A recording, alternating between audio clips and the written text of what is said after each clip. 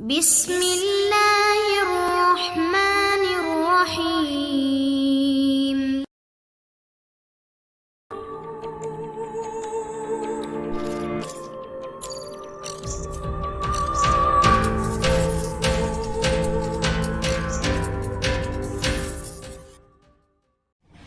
السلام علیکم دوستو، آصف نگری ناول بائے ایم اے راحت۔ اگر آپ نے ابھی تک ہمارے چینل جاسوسی دنیا کو سبسکرائب نہیں کیا تو سبسکرائب کریں اور بیل آئیکن پر کلک کیجیے۔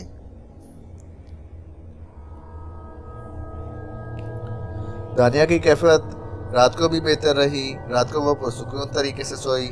میں نے کئی بار ماما کے کمرے میں جا کر اسے دیکھا۔ اس وقت تو وہ نہ بو آ رہی تھی اور نہ ہی دانیہ کے چہرے میں کوئی تبدیلی تھی، اور میں بہت دیر تک اپنی بہن کو دیکھتا رہا۔ بے پناہ پیار تھا مجھے اس سے۔ 2 حملے ہو چکے تھے اس پر، اسے ان حملوں سے کیسے بچایا جائے میں سوچ رہا تھا۔ سب سے بڑی مشکل یہ تھی کہ اس بارے میں میرا کوئی رازدار نہیں تھا، کوئی ایسا نہیں تھا جو مشورہ دے سکے۔ تایا ابو بیچارے ایک بے ضرر آدمی تھے۔ یہ تو کسی طور ممکن نہیں تھا کہ اس پراسرار مخلوق کے ساتھ رہتے ہوئے انہیں اس کی یہاں موجودگی کے بارے میں علم نہ ہو، لیکن وہ خود کسی نقصان پہنچانے والوں میں سے نہیں تھے۔ مجھے ابتدا میں سلطانہ و ہیرا سے ہونے والی باتیں بھی یاد تھیں، جن میں انہوں نے اس گھر کے بارے میں باتیں کرنے سے معذرت کی تھی۔ چنانچہ تایا ابو بیچارے اس سلسلے میں کوئی مشورہ نہیں دے سکتے تھے۔ تھوڑا بہت رازدار کیسر خان بن گیا تھا، بلکہ میری وجہ سے اس نے مار بھی کھائی تھی، لیکن وہ بھی کیا مشورہ دے سکتا تھا۔ اس طرح میں تنہا ہی اس مشکل کا مسافر تھا۔ کیا کروں؟ پھر ایک خیال دل میں آیا، کیوں نہ چور ہی سے گھر کی رکھوالی کرائی جائے۔ تائی جان جو اس معاملات میں کھل کر سامنے آ گئی تھی، اس رات وہ مجھے یہاں نظر بھی آئی تھی، اور پھر انہوں نے کھل کر گورنی سے شادی کے لیے کہا تھا۔ ان سے بات تو کی جائے۔ میں نے کیسر خان سے تیار ہونے کے لیے کہا۔ کوئی تکلیف تو نہیں ہے کیسر خان؟ چلو گے میرے ساتھ؟ 7 سمندر پار بھی چلے گا صاحب، کوئی تکلیف نہیں ہے، کیسر خان نے بہادری سے کہا۔ مجھے بڑا حوصلہ ہوا۔ کیسر خان اس نادیدہ مخلوق سے مار کھا کر بھی خوفزدہ نہیں ہوا تھا، جبکہ میں نے تو انہیں نقصان ہی پہنچایا تھا۔ تیار ہو کے ماما کے پاس گیا۔ وہ کسی قدر غصے میں تھی۔ یہ غصہ انہیں سرفراز بھائی پر آ رہا تھا۔ کہنے لگی، کہاں جا رہے ہو؟ جی ماما حکم دیجیے، سرفراز سے ملنے کی کوئی ضرورت نہیں ہے۔ ظاہر حسین سے کہو کہ انہوں نے خاموشی کیوں اختیار کی ہوئی ہے، فوراً جائیداد کی تقسیم کی کارروائی کریں تاکہ ہم آگے کی کام کر سکیں۔ بہتر ماما، میں نے کہا۔ پھر پیار سے دانیہ سے پوچھا، تمہاری طبیعت کیسی ہے؟ ٹھیک ہوں بھائی جان، بس ایک بوجھ سا ہے، گردن کے پٹھے بھی اکڑے ہوئے ہیں، باقی اور کوئی خاص بات نہیں ہے سوائے حیرانی کے۔ حیرانی کیوں؟ ارے میرے 2 دن کھو گئے اور مجھے پتہ ہی نہیں کہ میں کہاں چلی گئی تھی۔ چلو بھول جاؤ سب کچھ، کسی دن گھومنے پھرنے کا پروگرام بناتے ہیں۔ اس کے بعد میں کیسر خان کے ساتھ چل پڑا۔ کیسر خان اچھے موڈ میں تھا۔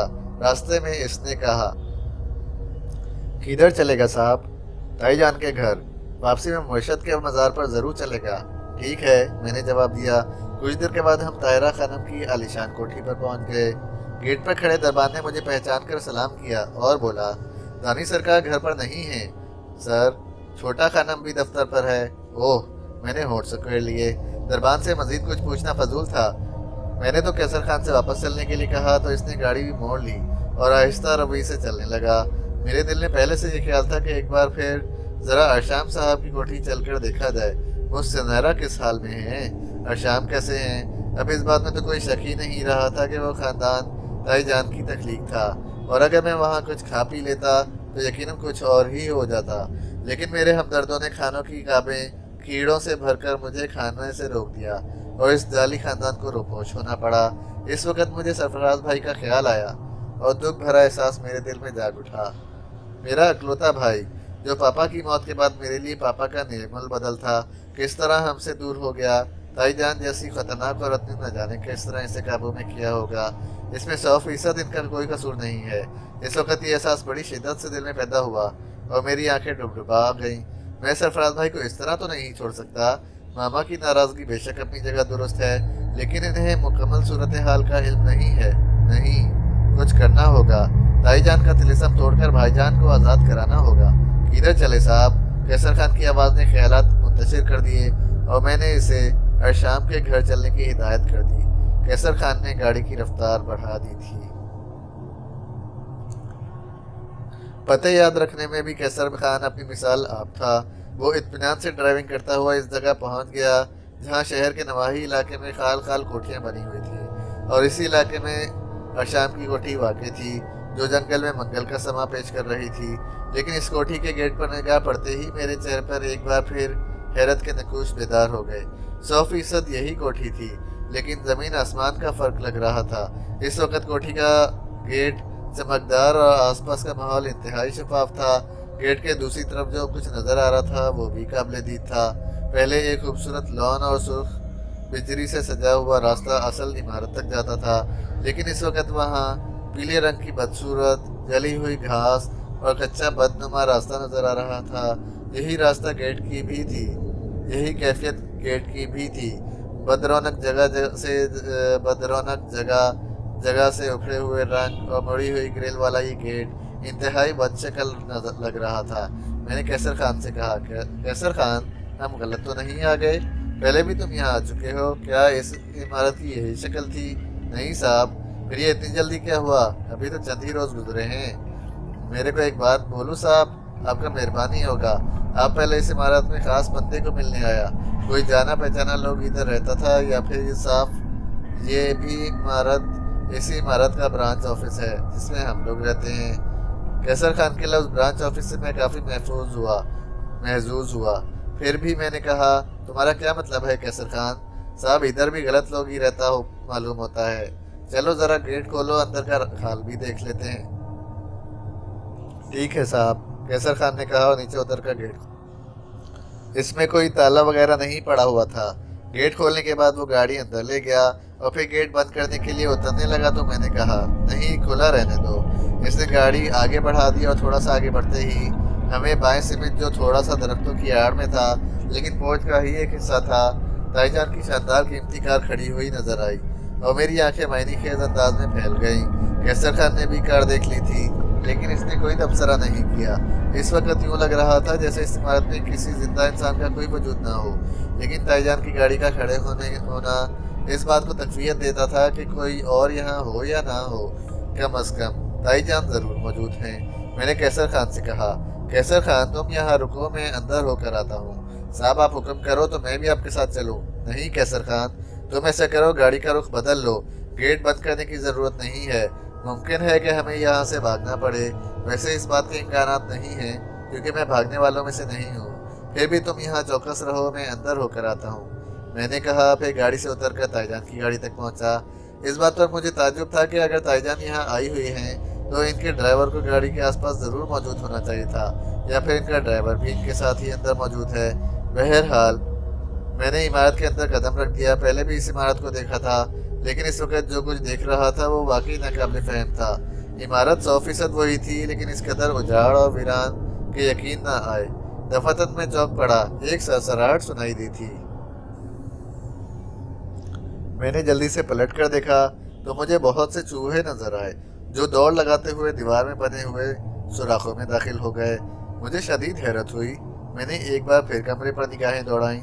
इसके कई दरवाजे और खिड़कियां नजर आ रही थीं जिन पर बेहद खूबसूरत बेल बूटे बने हुए थे। कमरे की छत भी मुझे खासी बुलंद महसूस हुई। अभी मैं इधर उधर देख ही रहा था कि सामने वाले दरवाजे का पर्दा हिला और मुझे यूँ लगा जैसे कोई इस पर्दे को हटाकर कमरे में झांक रहा है। लेकिन जैसे ही मेरी निगाह इस तरफ उठी, झांकने वाला एकदम से गायब हो गया। कौन है? ताईजान, ताईजान, कहाँ हैं आप? मैंने आवाज़ दी, लेकिन मेरी आवाज़ कमरे में गूंज कर रह गई। मैं तेज़ी से इसका पर्दे की जानिब बढ़ा, जिसके दूसरी तरफ मुझे कोई नज़र आ रहा था। इधर भी एक बड़ा सा कमरा था जिसे मैंने पहले नहीं देखा था। हालांकि सुनहरा ने मुझे कोठी दिखाई थी और मैंने इस कोठी की बड़ी तारीफ की थी, लेकिन ये इस वक्त सब कुछ नाकाबिले फ़हम था। मैं हैरत से फटी फटी आंखों से ये सब कुछ देख रहा था और मेरी समझ में कुछ नहीं आ रहा था। एक बार फिर मैंने इस दूसरे कमरे में निगाहें दौड़ाई। कमरे की दीवारों पर कई बड़ी बड़ी तस्वीरें लगी हुई थीं, लेकिन इन पर गिर्द की मोटी तहें जमी हुई थीं। मैं गौर से इन तस्वीरों को देखा, लेकिन पहचान ना सका कि तस्वीरें किस तरह की हैं। एक ख़ास बात और थी, कमरे के हर गोशे में मुझे छोटे छोटे सुराख नज़र आ रहे थे और उन सुराखों से जर्द जर्द आंखें चमक रही थीं। हल्की हल्की सी सरसराहटें भी महसूस हो रही थीं। मेरे खुदा, ये सब क्या है? अचानक ये घर आखिर किस तरह तब्दील हो गया? कमरे में मुझे एक और अजीब सी चीज़ नज़र आई। दाएं जानिब स्याह रंग का एक मोटा सा रस्सा लटक रहा था जो ऊपर से होता हुआ तारीख छत तक चला गया था। मैंने रस्से के करीब जाकर इसे छू कर देखा। जैसे ही मैंने इसे छुआ मुझे मध्यम मध्यम आवाज़ें सुनाई देने लगी, जैसे घंटियां बज रही हो। मैंने रस्से को छोड़ दिया और पलट कर देखा, लेकिन जो कुछ वहां देखा, इसे देखकर मेरे बदन में हल्की सी सर्द लहर दौड़ गई। पहले मैंने इससे ऊंची कुर्सी को नहीं देखा था जिस पर तरह तरह के नक्शो निगार बने हुए थे, लेकिन इस वक्त जो मैंने देखा तो मुझे इस कुर्सी पर कोई बैठा हुआ नजर आया। स्याह लिबास में मलबूस एक शख्सियत जिसके सुर्ख आंखें अंगारे की मानंद दहक रही थी, वो मुझे घूर रही थी। इसका बाकी बदन स्याह लिबाते में छुपा हुआ था। मेरे जबड़े भिज गए। मैंने कुर्सी की जानिब कदम उठाए तो अचानक ही स्याह रंग के लिबास में मलबूस शख्सियत अपनी जगह से उठी और तेजी से बाहर जाने वाले दरवाजे से निकलकर गायब हो गई। मैंने इसका पीछा नहीं किया। कमरे में एक बार फिर मौत की सी खामोशी छा गई। मैं इधर उधर देखने लगा कि कोई चीज़ मेरे हाथ आ जाए तो मैं यहाँ मौजूद पुरस्कार शख्सियत का मुकाबला करूँ। मैं फिर इस कमरे से बाहर निकल आया और सोचने लगा कि अब मुझे क्या करना चाहिए। ताईजान का कहीं पता नहीं था, जबकि इनकी गाड़ी मैंने बाहर देखी थी। कमरे से बाहर निकलने का इरादा करते हुए मैं इस रास्ते के पास से फिर गुजरा और मेरा पाँव अचानक ही फिसल गया। मैंने गिरने से बचने के लिए रस्से का सहारा लिया। जो ही रस्सा खींचा, मुझे सामने वाली दीवार का एक हिस्सा खिसकता हुआ नजर आया। इससे तेज रोशनी बाहर फूट रही थी और इस रोशनी ने कमरे का माहौल मुनव्वर कर दिया था। लेकिन ये जगह खुलते ही एक अजीब सी भयानक आवाज़ मेरे कानों से उभरी। आवाज़ बहुत हैरानकुन थी। कोई ऊंची आवाज़ में हूँ हूँ कर रहा था। मैंने एक लम्हे के लिए सोचा और इसके बाद दीवार के सिरक जाने से बनने वाले रास्ते की जानिब कदम बढ़ा दिए। दूसरी तरफ रोशनी में कुछ सीढ़ियाँ नजर आ रही थी। मेरे कदम इन सीढ़ियों की जानिब उठ गए और मैं आहिस्ता आहिस्ता वो सीढ़ियाँ तय करने लगा। कोई 10 सीढ़ियाँ थीं और इसके बाद एक वसी और अरीज हॉल। लेकिन इस हॉल में भी मुझे जो मंजर नजर आया, इसने मुझे दम बखुद कर दिया। जो रोशनी यहाँ फैली हुई थी वो चरागों की रोशनी थी, और ये चराग जिस जगह रखे हुए थे वो नाकाबिल यकीन थी। ये सफ़ेद रंग के सांप थे जो कुंडली मारे सर उठाए एक घेरा बनाए बैठे हुए थे, और चराग इनके सरों पर रोशन थे। लेकिन चराग भी बहुत अजीब थे। इनकी रोशनी आम चरागों जैसी नहीं थी, बल्कि इनमें जो कुछ जल रहा था वो भी नाकाबिल यकीन था। ये इंसानी उंगलियां थीं जो इन चरागों में रखी हुई थीं, और इनके सिरों से सफ़ेद रंग की रोशनी फूट रही थी। सांप जो दायरा बनाए बैठे हुए थे, इसके अंदर 2 इंसानी वजूद नजर आ रहे थे। इनमें से एक चौकी पर बैठा हुआ था और दूसरा इसकी तरफ रुख किए, जिसकी पुष्ट मेरी तरफ थी। चौकी पर जो शख्सियत बैठी हुई थी, एक निगाह में इसे पहचाना जा सकता था। ये 100% ताहिरा खानम थी, जो एक लंबा चोगा पहने हुए थी जो कई रंग का था। इसके सर के बाल 2 चोटियों की शक्ल में गुंथे हुए थे और ये चोटियाँ इनके शानों पर लहरा रही थी। बड़ा अजीबो गरीब हुलिया बना रखा था इन्होंने। इनकी आंखें बंद थीं और इनके सामने 2 इंसानी वजूद पुष्ट किए हुए बैठा था, जिसके हलक से वो भयानक हूँ की आवाज़ें उभर रही थी। वो भी एक निगाह में पहचाना जा सकता था। ये गोरनी थी, 100% गोरनी, जो घुटने मोड़े बाअदब बैठी हुई आहिस्ता आहिस्ता हिल रही थी और इसके मुंह से हूँ की आवाज़ निकल रही थी। फिर अचानक ही ताईजान की निगाहें मेरी जानिब उठी। इन्होंने चौंके बगैर मुझे देखा और फिर दोनों हाथों से सांपों को मुझे जगह देने का इशारा किया। सांप एक तरफ से हट गए और ताईजान की आवाज़ उभरी, आओ साहब बैठो। गोरनी ने हिलना और हूँ करना बंद कर दिया, लेकिन मैं इस दायरे में दाखिल नहीं हुआ था, बल्कि 2 कदम आगे बढ़कर थोड़ा सा इन दोनों के करीब हो गया। फिर मैंने कहा, मैं बैठने नहीं आया, बल्कि ये देखने आया था कि आपकी पैदा करदा इस मखलूक का क्या हाल है जो पहले ही मुझे देखकर गायब हो गई थी। मैं आपसे बात करना चाहता हूँ ताईजान। तो बात करो। वैसे मैं तुम्हें बताऊँ कि तुम रास्ते खुद बंद करते जा रहे हो। तुमने एक जंग अपने आप पर मुसल्लत कर ली है साहब। तुम ये जंग हार जाओगे। अपने आप को संभालो। मैं आपसे पूछना चाहता हूँ ताईजान कि आप लोग क्या चाहते हैं। आपको मालूम है कि ये सारा खेल शुरू करने में मेरा कोई हाथ नहीं था। बस यूँ समझ लीजिए कि इत्तफाकात रास्ता बनाते रहे। मैं तो अपने पापा की तलाश में मनामा छोड़कर यहाँ आया था। मुझे यहाँ कैंप की पहली ही रात अजीबो गरीब वाक़यात से वास्ता पड़ा। मैं नहीं जानता था कि ये सब कौन हैं जो यहाँ आते ही मेरे दुश्मन हो गए। ताईजान का एक भयानक कहकहा फ़ज़ा में बुलंद हुआ और इन्होंने एक उंगली उठाकर कहा, सारी दुनिया एक ही बात कहती है कि ना आगाही इंसान को निडर बना देती है। अगर तुम वाकिफ़ होते کہ یہ آتشی مخلوق کیا ہے اور کس طرح تم پر حاوی ہو سکتی ہے تو تمہارے دل کی حرکت ہی بند ہو جاتی، لیکن تم عجیب و غریب حرکتیں کرتے رہے ہو۔ سیفونہ نے تمہیں دیکھا اور تم سے متاثر ہو گئی۔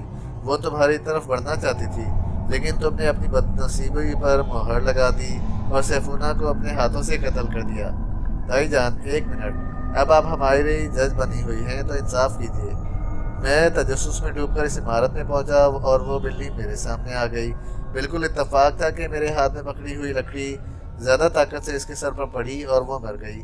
آپ مجھے بتائیے اس میں میرا کیا قصور ہے؟ وہ مر گئی، لیکن تم تسلیم کرو گے کہ تمہارے ہاتھوں مری۔ ایک ماں اپنی بیٹی کی موت برداشت نہیں کر سکی۔ گورنی تم سے عشق نہیں کرنے لگی ہے، وہ صرف اپنی بیٹی کے جسم میں داخل ہو کر اسے زندہ کر لینا چاہتی ہے۔ یہ ان کے اپنے معاملات ہیں، لیکن چونکہ تم سیفونہ کے مطلوب تھے اور وہ تم سے محبت کرنے لگی تھی، اس لیے مجبوری ہو گئی کہ اگر تم گورنی سے شادی کر لو تو پھر وہ سیفونہ کے جسم میں داخل ہو سکتی ہے، ورنہ نہیں۔